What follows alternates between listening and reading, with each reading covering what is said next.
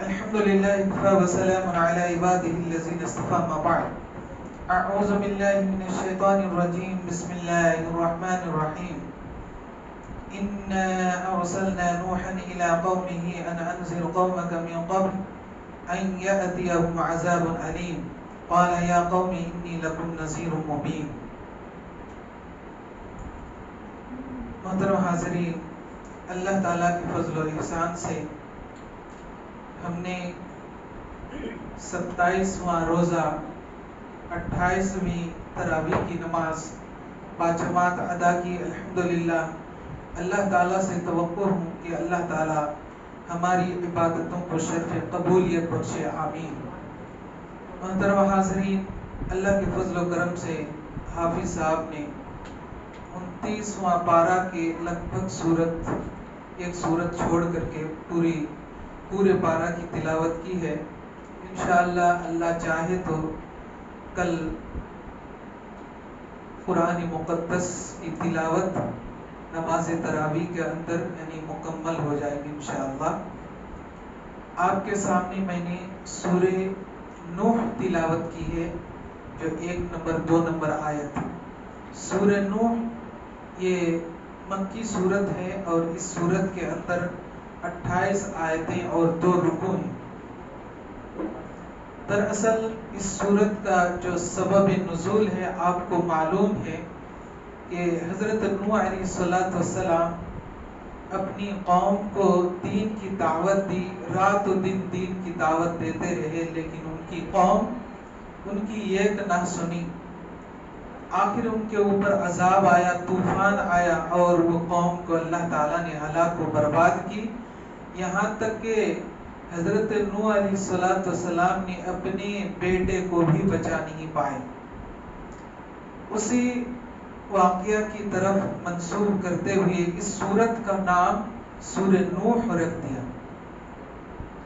آئیے سنتے ہیں حضرت نوح علیہ السلام اپنی قوم کو کس طرح دن رات جو ہے نا دین کی طرف بلاتے رہے اور ان کی قوم ان کے سامنے کیا کہتی رہی. آئیے سنتے ہیں. اِنَّا أَرْسَلْنَا نُوحًا إِلَىٰ قَوْمِهِ، یقیناً ہم نے نوح علیہ السلام کو ان کی قوم کی طرف بھیجا. کس لیے بھیجا؟ أَنْ أَنذِرْ قَوْمَكَ مِنْ قَبْلِ، تاکہ اپنی قوم کو ڈرائیں دھمکائیں. کس چیز سے؟ برائی سے، جہنم کے عذاب سے. مِنْ قَبْلِ أَنْ يَأْتِيَهُمْ عَذَابٌ أَلِيمٌ، دردناک عذاب کے آنے سے قبل، دردناک عذاب سے آنے سے پہلے انہیں ڈرائے دھمکائے. یہ جو آخری ٹکڑا ہے اس آیت، اس ٹکڑے کے اوپر ائمہ مفسرین کا 2 قول ہے. ایک قول کہ ان انذر قومک من قبل ان یأتیہم عذاب علیم، کہ اللہ تعالیٰ کے دردناک عذاب سے آنے سے قبل، اس سے مراد طوفان نوح ہے. طوفان نوح یعنی جو حضرت نوح علیہ السلام کی قوم کو طوفان سے اور سیلاب سے ڈبو کر کے ہلاک کر دیا گیا تھا. ایک مراد یہ لیتے ہیں، اور دوسرا مراد یہ لیتے ہیں آخرت کا عذاب، یعنی آخرت کے عذاب آنے سے قبل ہی انہیں ڈرائے دھمکائے تاکہ وہ راہ راست پر آ جائیں. تو حضرت نوح علیہ السلام نے اپنی قوم کو دین کی طرف بلائے اور دعوت دیتے رہے، ڈراتے رہے. کیا کہا کہ قال یا قوم، حضرت نوح علیہ السلام کہتے ہیں اے میری قوم کے لوگوں، انی لکم نذیر مبین، یقیناً میں تمہیں صاف صاف ڈرانے والا ہوں، صاف صاف میں تمہیں دھمکانے والا ہوں اور دھمکانے کے لیے، ڈرانے کے لیے آیا ہوں. کس چیز سے؟ اللہ تعالیٰ کے قہر و غضب سے، اللہ تعالیٰ کے عذاب سے، اللہ تعالیٰ کی پکڑ سے، گرفت سے میں تمہیں ڈرانے اور دھمکانے کے لیے آیا ہوں. لہذا تم کیا کرو؟ ان اعبدوا اللہ، اے میری قوم کے لوگ صرف اور صرف اللہ تعالیٰ کی عبادت کرتے رہو. واتقوہ، اور اسی سے ڈرتے رہو. واطیعون، اور میری اطاعت کرو. یہ حضرت نوح علیہ السلام اپنی قوم کو دعوت دے رہے ہیں. بالکل واضح معنی ہے، آپ بآسانی سمجھ سکتے ہیں. آپ لکھے پڑھے ہیں دانشمند ہیں، انشاءاللہ آپ سمجھ جائیں گے. ترجمہ کر کے میں آگے بڑھ جاتا ہوں. یغفر لکم، اگر تم اللہ تعالیٰ کی اطاعت کرو گے، اللہ سے ڈرو گے اور میری اطاعت کرو گے تو یغفر لکم من ذنوبکم، تو اللہ تعالیٰ تمہارے گناہوں کو بخش دے گا. پتہ کیا چلا؟ اللہ کی عبادت کرنے سے، اللہ سے ڈرنے سے، نبی کی اطاعت کرنے سے گناہ معاف ہو جاتا ہے. یہاں کیا کہا؟ ان اعبدوا اللہ، اللہ کی عبادت کرو، واتقوہ اور اسی سے ڈرو، واطیعون اور میری اطاعت کرو. یہ تین کام کرو گے تو کیا ہوگا؟ یغفر لکم من ذنوبکم، تو اللہ تعالیٰ تمہارے گناہوں کو بخش دے گا. اور کیا کرے گا؟ وَيُؤَخِّرُكُمْ إِلَىٰ أَجَلٍ مُّسَمًّى، اور تمہیں ایک وقت مقررہ تک تمہیں مہلت دے دے گا. کیا مطلب؟ مطلب یہ اس ٹکڑے کا ائمہ مفسرین نے یہ مطلب نکالے ہیں کہ جب ایک انسان، ایک بندہ نیک عمل کرتا ہے، خدمت خلق کرتا ہے، اپنے رشتہ داروں کے ساتھ صلہ رحمی کرتا ہے، تو اللہ تعالیٰ ان کی عمر میں اضافہ عطا فرماتا ہے.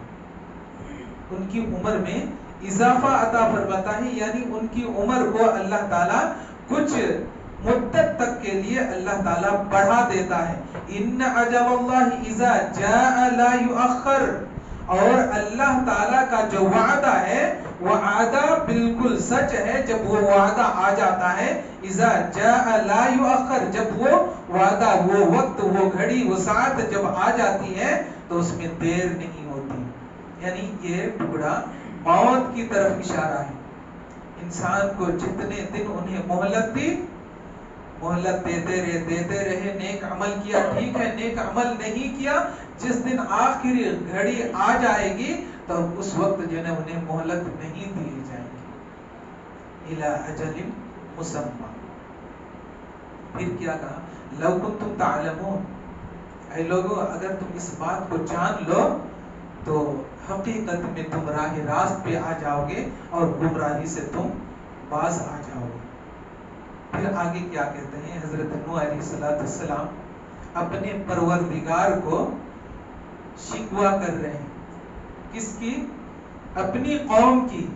حضرت نوح علیہ السلام اپنے رب سے کہہ رہے ہیں قال رب، حضرت نوح نے کہا اے میرے رب، انی دعوت قومی لیلا و نہارا، اے میرے رب میں نے اپنی قوم کو دعوت دیتے رہا. کب؟ رات و دن.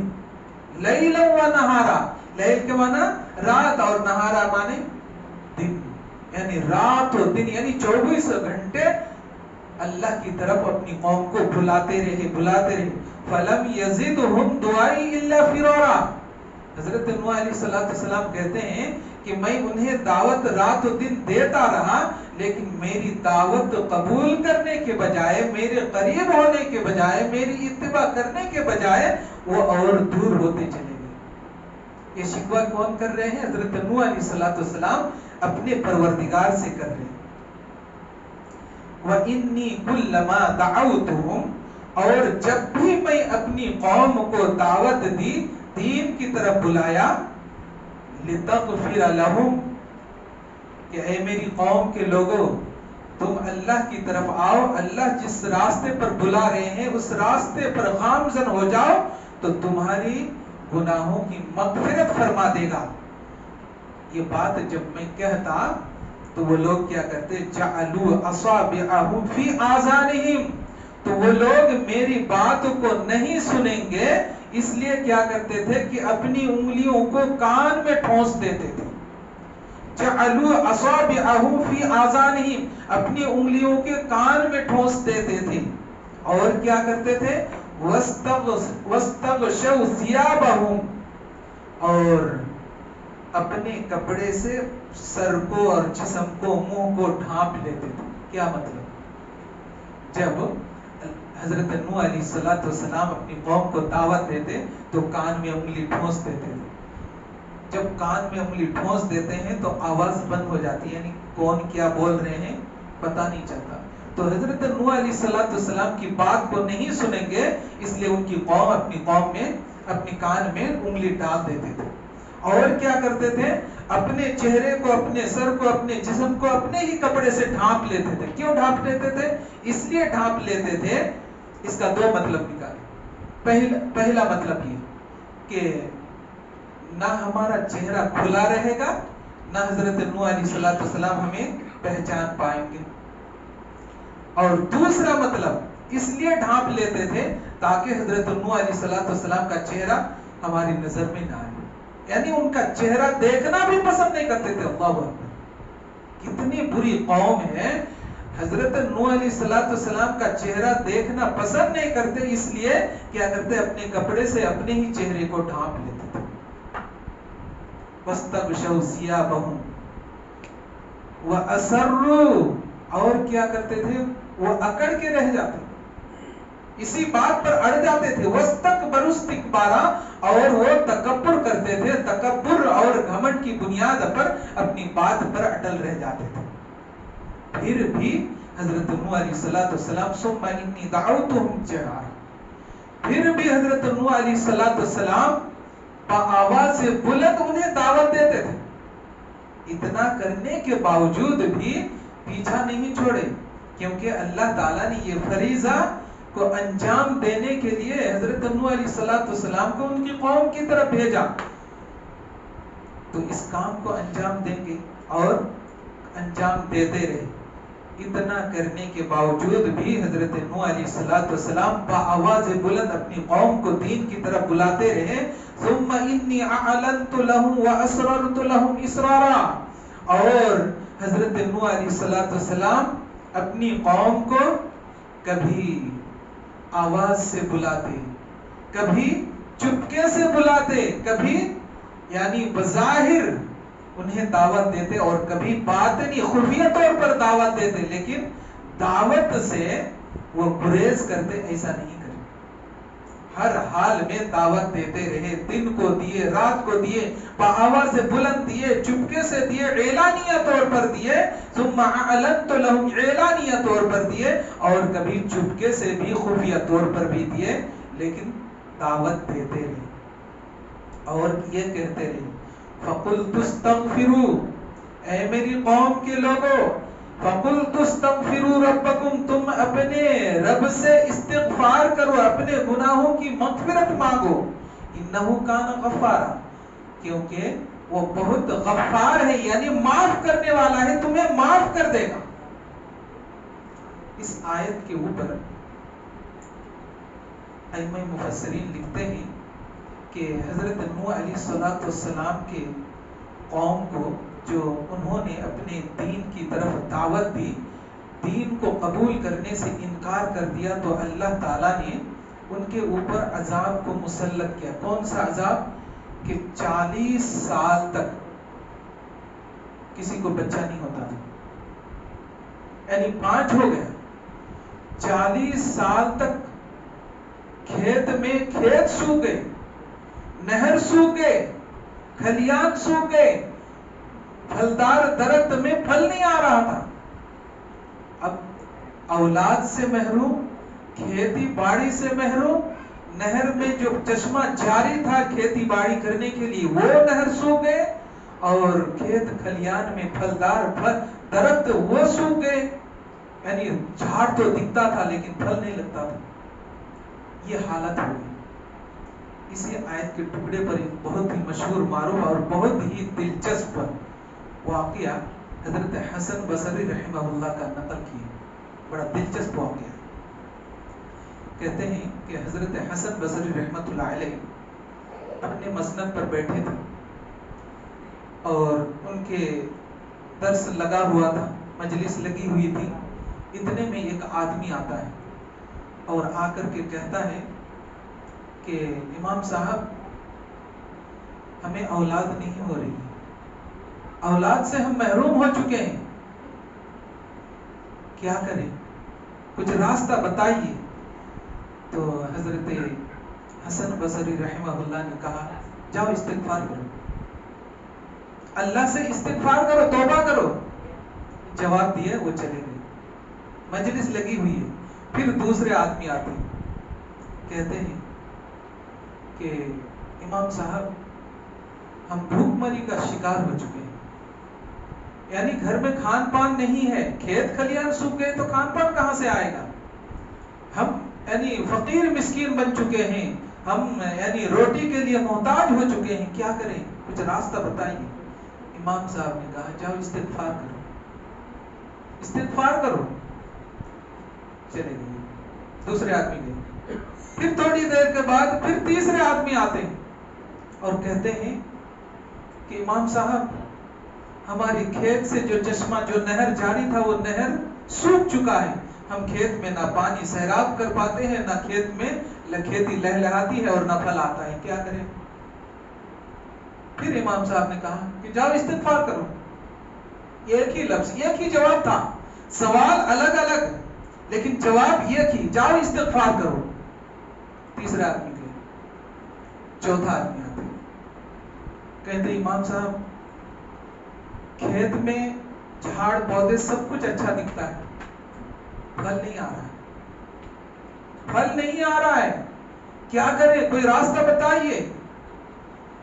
امام صاحب نے پھر وہی جواب کہ جاؤ استغفار کرو. چار آدمی ایک کے بعد دیگر چار آدمی آتے ہیں, چاروں کا سوال الگ الگ تھا.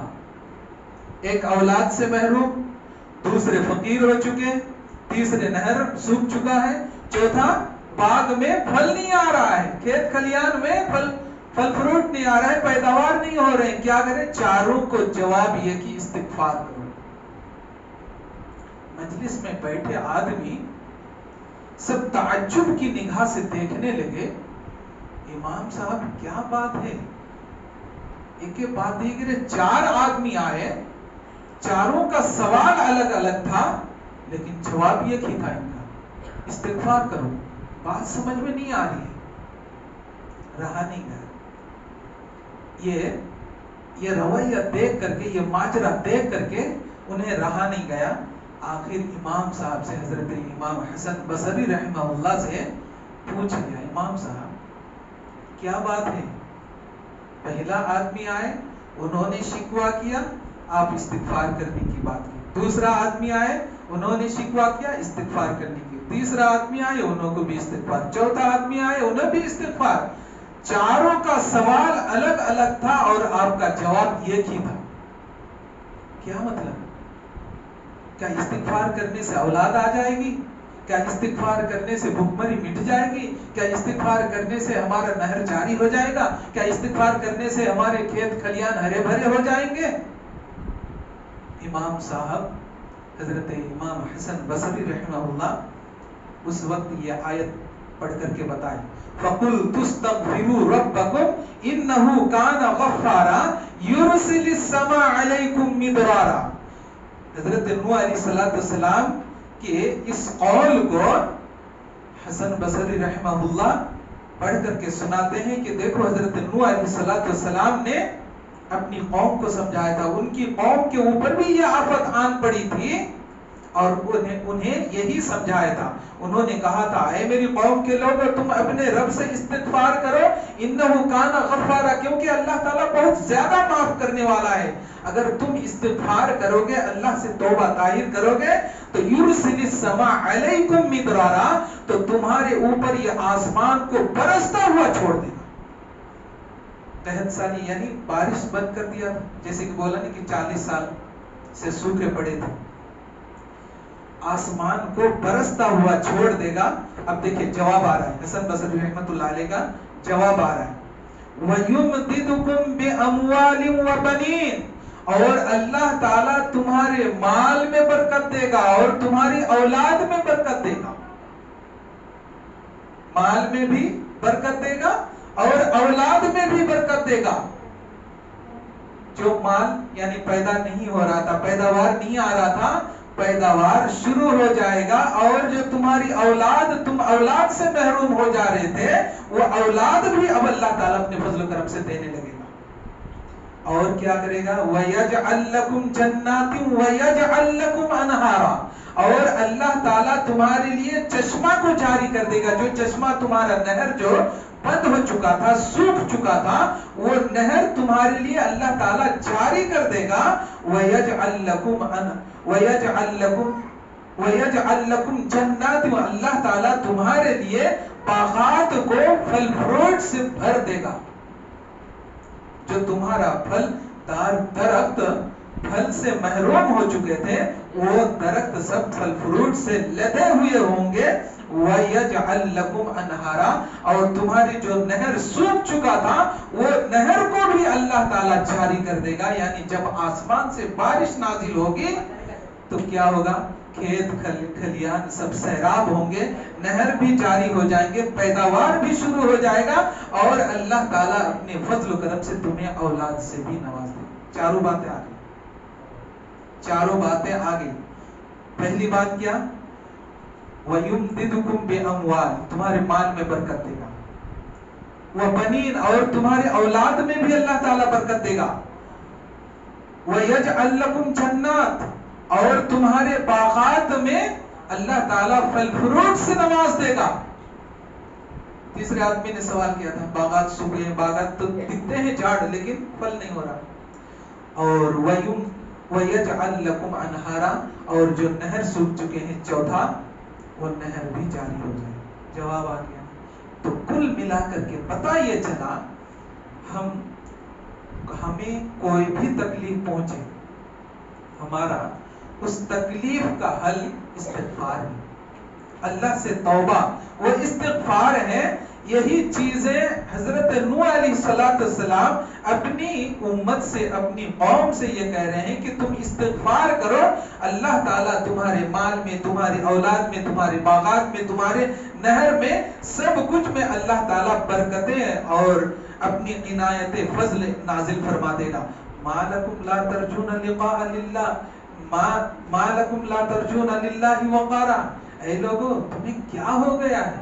اتنی باتیں سمجھانے کے بعد کہہ رہے ہیں حضرت نوح علیہ السلام، اے میری قوم کے لوگوں بتاؤ کہ تمہیں کیا ہو گیا ہے کہ اپنے رب کے اوپر تم بھروسہ ہی نہیں کرتے، ان کے برتری، ان کی بڑائی، ان کی بزرگی کے اوپر تمہارا اعتبار ہی نہیں ہے، تمہارا یقین ہی نہیں ہے.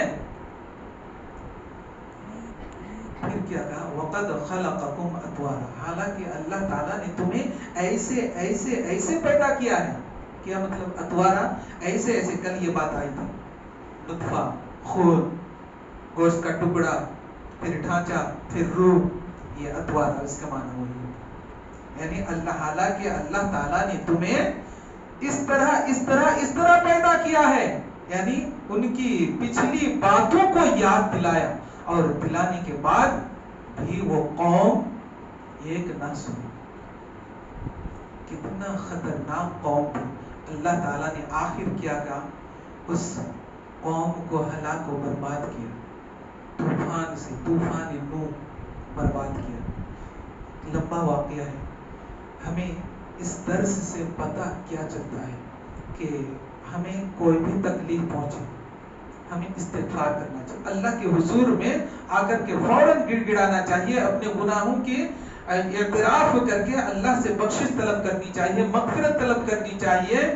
اگر ہم مغفرت طلب کریں گے، اللہ سے بخشش طلب کریں گے، انشاءاللہ ہماری توبہ کو قبول فرمائے گا. اور یہی دعوت حضرت نوح علیہ السلام دیے ہیں، جو حضرت نوح کے نام پر پوری سورت کا نام مکمل ایک سورت کا نام رکھ دیا. اور یہی دعوت ہمارے آخری نبی صلی اللہ علیہ وسلم بھی دی کہ تم کل بنی آدم خطاء وخیر الخطائین التوابون. اے میری امت کے لوگوں سنو، کل بنی آدم، یہ بنی آدم دنیا میں جتنے بسے ہیں، جتنے انسان ہیں، کل بنی آدم خطاء، تمام انسان خطا کار ہیں، تمام انسان گنہگار ہیں، ان سے گناہ سرزد ہو جاتا ہے. کل بنی آدم خطاء وخیر الخطائین التوابون. اے لوگوں سنو، بہترین خطا کار وہ ہے جو خطا کرنے کے بعد، یعنی گناہ سرزد ہو جانے کے بعد، اللہ کے حضور میں رو رو کر گڑ گڑا کر اپنے گناہوں کا اعتراف کر کے اللہ سے بخشش طلب کر لیتے ہیں، اللہ سے معافی طلب کر لیتے ہیں، توبۃ النصوح کر لیتے ہیں. وہ سب سے بہترین خطا کار، اور ایسے خطا کار کو اللہ تعالیٰ پسند فرماتا ہے. لیکن توبہ ہو، استغفار ہو تو توبۃ النصوح ہو. ایک مرتبہ غلطی سرزد ہو جانے کے بعد दूसरी मर्तबा वो गलती ना करने का अज़्म मुसम्मम करना, वरना सुबह एक गलती किया माफी मांग लिया, फिर शाम को गलती किया माफी मांग लिया, ये तौबतुन नसूहा नहीं है। यानी एक मर्तबा गलती करने के बाद फिर उस ताल्लुक से, उस गुनाह के ताल्लुक से अल्लाह ताला से ये वादा किया जाता है, अल्लाह जिंदगी भर ऐसे गुनाह के करीब भी नहीं फटकेंगे, अल्लाह तो हमें माफ फरमा दे, तू तो गफ्फार है, इन्नहु काना गफ्फारा, तू तो बहुत ज्यादा माफ करने वाला है, लिहाजा तू मुझे माफ फरमा दे। तो अल्लाह ताला माफ फरमा देता है। अल्लाह ताला से दुआ गो कि अल्लाह ताला हम सबको कई हुई बातों के ऊपर अमल की तौफीक अता फरमा। या अल्लाह तो हमारी मगफिरत फरमा, या अल्लाह तो हमारे गुनाहों के दरगुजर फरमा। या अल्लाह हमने जितनी भी बातें कही है उन तमाम बातों के ऊपर गौर व फिक्र करने और फिर उसके ऊपर अमल पैरा होने की तौफीक अता फरमा। आमीन तक़ब्बल या रब्बल आलमीन।